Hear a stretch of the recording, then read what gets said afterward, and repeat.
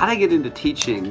When I was in high school, I really liked science. I took a lot of science courses, all the ones I could. And then when I got older, there was something that I was looking for something you could do with a bunch of science background. And so teaching has been in my family a lot. My mom was a teacher. She taught English at the high school level, and my dad, he worked for the government, but once he retired from that job, he became a math teacher in a middle school too. So I've spent my whole life around teachers. My aunt is a teacher, and I think her husband was too, something like that. One of her husbands. So it was one of those things. I had a lot of experience, and I enjoyed school. I really did. I know it seems like a lie, but I actually did enjoy school. So it's nice to spend my time at a school. It's kind of fun.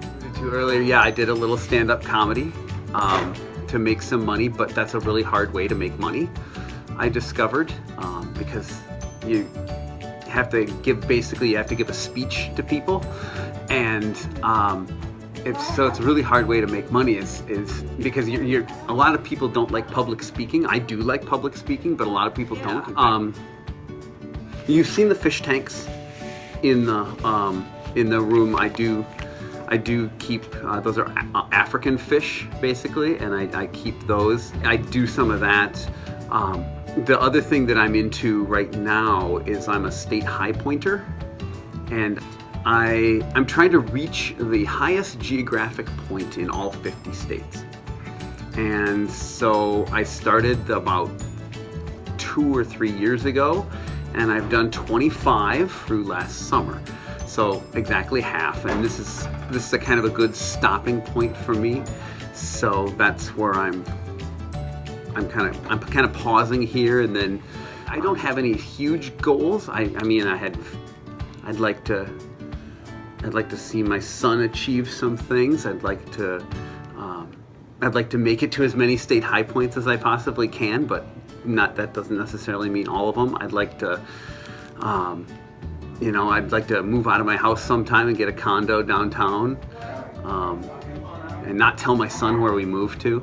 Raising awareness of things like global climate change and stuff like that. That's a big thing of mine, like in schools. That's a reason I like to, it's hard to tell an adult, oh, here's what you need to do, but if we can get younger people to get into good habits and good habits of mind and trains of thought and things like that when they're young, I think that does a world of difference for actually carrying forward some goals in the world. So I'm coming to you from beyond the grave. Okay.